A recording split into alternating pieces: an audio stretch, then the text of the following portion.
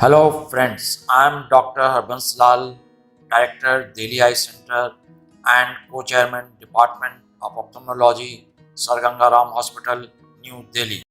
Today I am going to talk about implantation of three-piece IOL called Sensor by their injection system named Emerald by Johnson & Johnson. Though we are increasingly using single-piece IOLs, but there are certain situations where three-piece IOLs are the only option.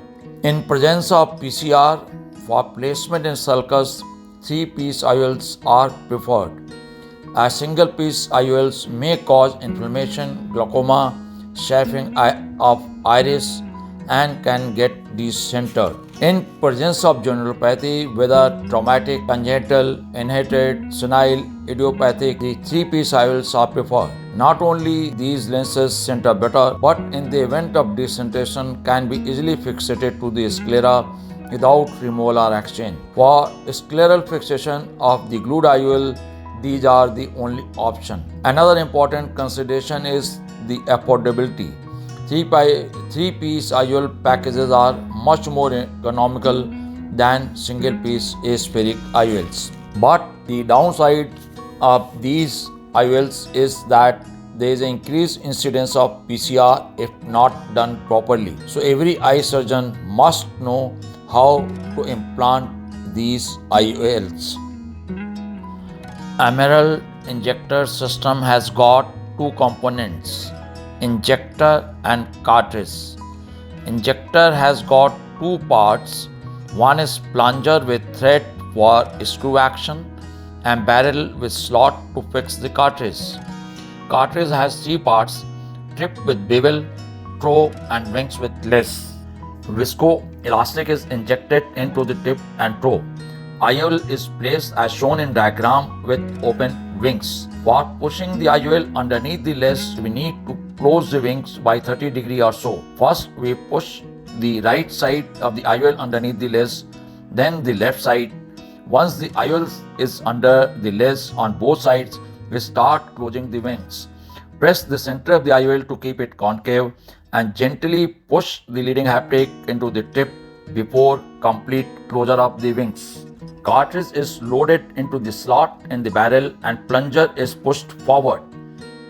Before pushing the plunger, ensure that the trailing haptic is on the left side of the plunger. Now keep on rotating the plunger till the leading haptic comes close to the bevel of the tip. Enlarge the incision to 2.75 mm. Push the tip inside the eye with bevel down and then turn towards the left. Now start threading the plunger and ensure that the leading haptic goes underneath the capsulostrix margin and always remains horizontal. As soon as optic starts coming out of the tip, you need to rotate the tip anti-clockwise to bring the bevel facing right side. This ensures that the free end of the leading haptic is not pointing backwards and it is pointing upwards or remains horizontal. Unable to do so may cause the free end of the haptic facing backwards and sudden movement may cause PCR. After release of the optic, tip is rotated clockwise again so that the bevel faces towards the left. Now plunger is rotated and the trailing haptic is directly placed under the CCC. Watch the movement of the bevel. You can see that to start with, bevel is facing left. At the time of the release of the optic, barrel is rotated anti-clockwise so that the bevel faces towards the right. Before putting the trailing haptic, bevel is rotated clockwise towards the left again. There is nothing wrong if you are not placed the trailing haptic into the bag directly. You can engage at the optic haptic junction by a dumbbell dialer and then dial the trailing haptic into the capsular bag.